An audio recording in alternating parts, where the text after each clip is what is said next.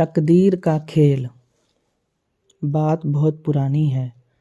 गुजरात के सूरत शहर में मनसुख लाल नामक एक व्यापारी थे। इनका कीमती रत्न का कारोबार था। इनका कारोबार दुनिया के कई देशों में फैला हुआ था। पूरे सूरत शहर में इनका मान और सम्मान था। मनसुख लाल के 2 बेटे थे, जिनका नाम रामलाल और श्यामलाल था।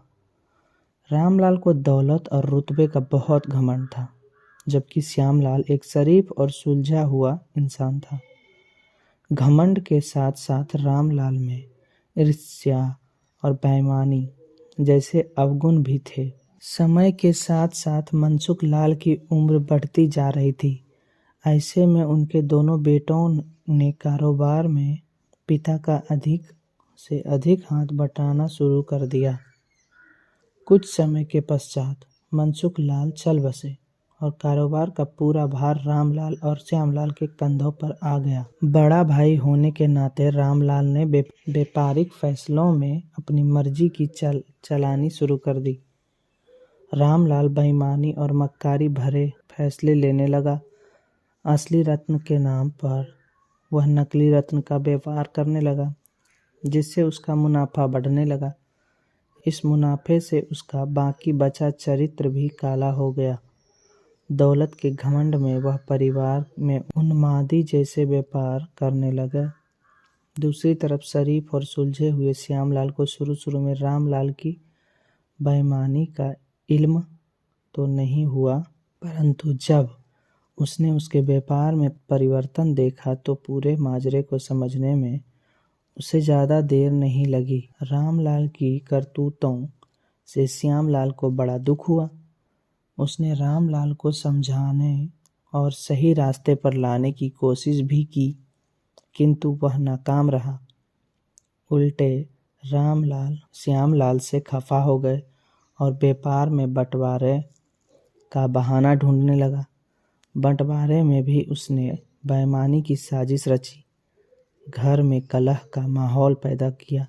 अंततः रामलाल अपनी साजिश में सफल रहा और श्यामलाल के हिस्से के व्यापार पर भी वह कब्जा कर बैठा। रामलाल के व्यवहार से दुखी होकर श्यामलाल ने शहर में दूसरी जगह अपना ठिकाना बनाया।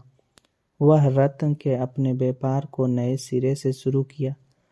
ईमानदारी की नींव पर शुरू हुआ श्यामलाल का व्यापार जल्दी ही चल निकला। एक तरफ जहां श्यामलाल की ख्याति देश और विदेश में बढ़ने लगी, वहीं दूसरी तरफ रामलाल की करतूतों की पोल खुलने लगी। नकली रत्न के व्यापार के कारण रत्न बाजार में रामलाल की साख को जोरदार धक्का लगा और उसके व्यापार का दायरा सिमटने लगा। अंततः नौबत यहाँ तक आ गई कि बाहर क्या, अपने शहर का भी कोई व्यापारी रामलाल का नाम लेने से भी तौबा करने लगा।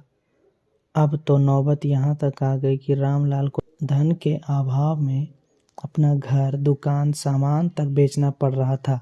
जल्दी ही रामलाल के हाथ से सब कुछ निकल गया और वह परिवार सहित सड़क पर आ गया। अब रामलाल को अपने किए पर पछतावा हो रहा था, परंतु उसकी तकदीर ने जो खेल खेल दिया था, उससे आसानी से पीछे आना उसके लिए संभव नहीं था। दूसरी तरफ श्यामलाल की तकदीर का खेल था, जिसकी बदौलत वह रंक से राजा बन गया था।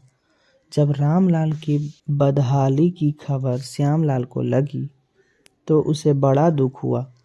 पुरानी बातों को भूलकर वह भागा भागा अपने बड़े भाई रामलाल के पास पहुंचा और रामलाल के लाख मना करने के बाद भी उसे परिवार सहित अपने पास ले आया। यह भी तकदीर का ही खेल था कि जिस भाई के साथ रामलाल ने बदसलूकी कर उसे सड़क पर पहुंचा दिया था, वही भाई आज उसे सड़क से उठाकर अपने घर में ले आया था। थैंक यू मेरी कहानी सुनने के लिए। अगर कहानी अच्छी लगे तो वीडियो लाइक और चैनल को सब्सक्राइब करना ना भूलें।